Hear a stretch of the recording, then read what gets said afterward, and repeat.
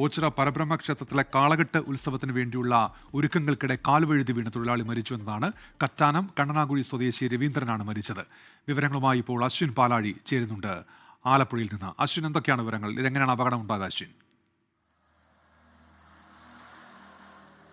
ഉന്മേഷ്, ഓണത്തിന് ശേഷമുള്ള 28-ാം ദിവസം വലിയ ആഘോഷ പരിപാടികളോടെയാണ് ഒച്ചിറ പരബ്രഹ്മ ക്ഷേത്രത്തിൽ പരിപാടികൾ നടക്കുന്നത്. 28-ാം ഓണ ദിനം എന്നുള്ള പേരിലാണ് നടക്കുന്നത്. അതിന്റെ ഭാഗമായി 52 കരകളിൽ നിന്ന് 200-ലധികം വരുന്ന കെട്ടുകാഴ്ചകൾ ക്ഷേത്രത്തിലേക്ക് എത്തുന്നുണ്ട്. ഈ കെട്ടുകാഴ്ചകളിലൊന്ന് കായംകുളത്ത് നിന്നാണ്.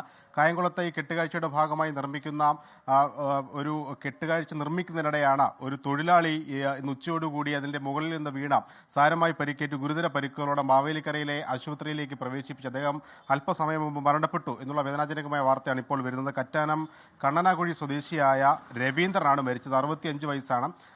ഏറ്റവും വലിയ ഉയരത്തിൽ നിർമ്മിക്കുന്ന കെട്ടുകാഴ്ചകളിൽ ഒന്നാണ് കായംകുളത്തേത്. അതിൻ്റെ മുകളിലെ നിർമ്മാണ ജോലികൾ കഴിഞ്ഞ 2-3 ദിവസങ്ങളായി നടന്നു വരികയായിരുന്നു. ആ നിർമ്മാണത്തിനിടെയാണ് ഇന്ന് ഉച്ചയോടുകൂടി കാൽവഴുതി വീണത്. മൃതദേഹം ഇപ്പോൾ മാവേലിക്കരയിലെ ആശുപത്രി മോർച്ചറിയിൽ സൂക്ഷിച്ചിരിക്കുകയാണ്.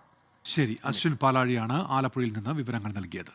ലോകത്തെവിടെയായാലും ഏത് സമയത്തും 24 വാർത്തകളും ഓഗ്മെന്റഡ് റിയാലിറ്റി പാക്കേജുകളും എക്സ്പ്ലെയിനറുകളും വിശദമായി കാണാൻ ഞങ്ങളുടെ യൂട്യൂബ് ചാനൽ നിങ്ങൾക്ക് സബ്സ്ക്രൈബ് ചെയ്യാം.